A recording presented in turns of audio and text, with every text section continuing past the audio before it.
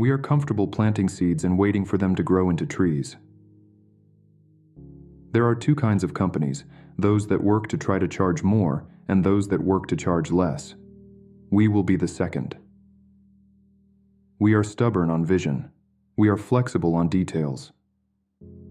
If you're competitor-focused, you have to wait until there is a competitor doing something. Being customer-focused allows you to be more pioneering. If you're long-term oriented, customer interests and shareholder interests are aligned. The best customer service is if the customer doesn't need to call you, doesn't need to talk to you. It just works. If you do build a great experience, customers tell each other about that. Word of mouth is very powerful. We don't raise the prices because we believe, and we have to take this as an article of faith, that by keeping our prices very, very low, we earn trust with customers over time. All businesses need to be young forever. If your customer base ages with you, you're Woolworths. In the old world, you devoted 30% of your time to building a great service and 70% of your time to shouting about it. In the new world, that inverts. A company shouldn't get addicted to being shiny, because shiny doesn't last.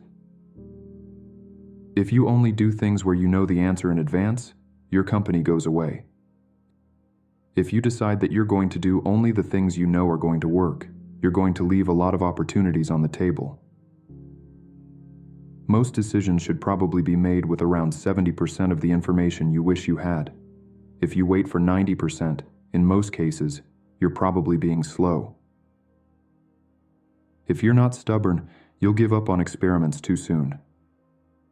If you never want to be criticized, for goodness sake, don't do anything new. We need big failures in order to move the needle. If we don't, we're not swinging enough. You really should be swinging hard and you will fail, but that's okay. If you're not flexible, you'll pound your head against the wall and you won't see a different solution to a problem you're trying to solve. To get something new done, you have to be stubborn and focused to the point that others might find unreasonable. To invent, you have to experiment. And if you know in advance that it's going to work, it's not an experiment. Most large organizations embrace the idea of invention, but are not willing to suffer the string of failed experiments necessary to get there. Life's too short to hang out with people who aren't resourceful.